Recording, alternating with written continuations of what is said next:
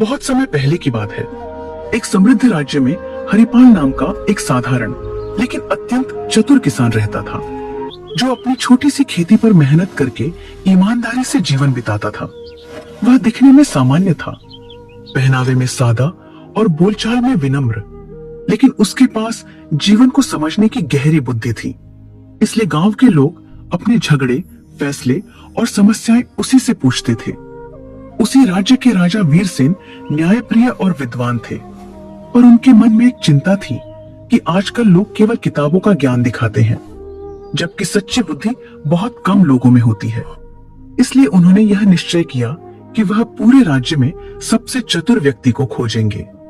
राजा ने घोषणा करवाई कि जो व्यक्ति उनकी परीक्षा में सफल होगा, उसे सम्मान और पुरस्कार मिलेगा।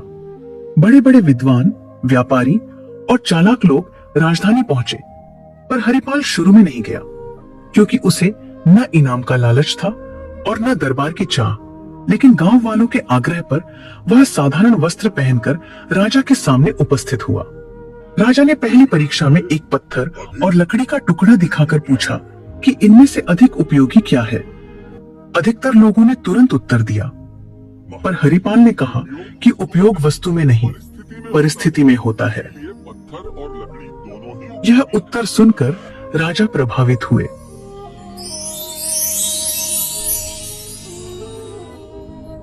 दूसरी परीक्षा में राजा ने पानी का घड़ा और सोने की थैली रखकर पूछा कि प्यासा मुसाफिर क्या चुनेगा। जहां लोग धन की ओर झुके, वहीं हरिपाल ने कहा, महाराज, जीवन रहेगा तभी धन काम आएगा। और राजा और प्रसन्न हो गए। अब तीसरी और सबसे कठिन परीक्षा आई।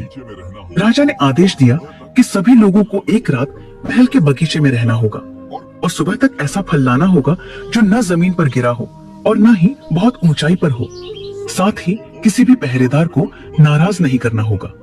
बाकी सब लोग इस परीक्षा को नामुमकिन मानकर पीछे हट गए, पर हरिपाल ने हार नहीं मारी।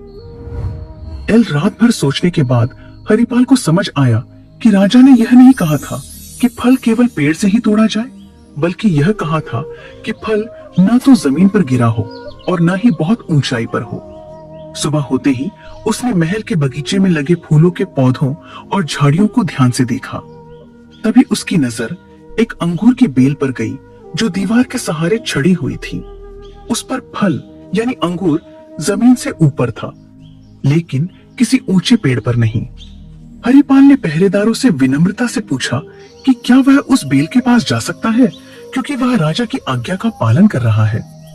उसकी शांति, नम्रता और सच्चाई देखकर पहरेदारों ने उसे रोकने के बजाय रास्ता दे दिया।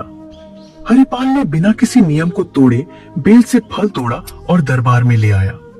जब राजा ने उससे पूछा कि उसने यह कैसे किया, तो हरिपाल ने हाथ जोड़कर कहा कि सच्ची बुद्धि कठिन रास्ता चुनने में नहीं, बल्कि नियमों को समझकर सही और सरल मार्ग ढूंढने में होती है।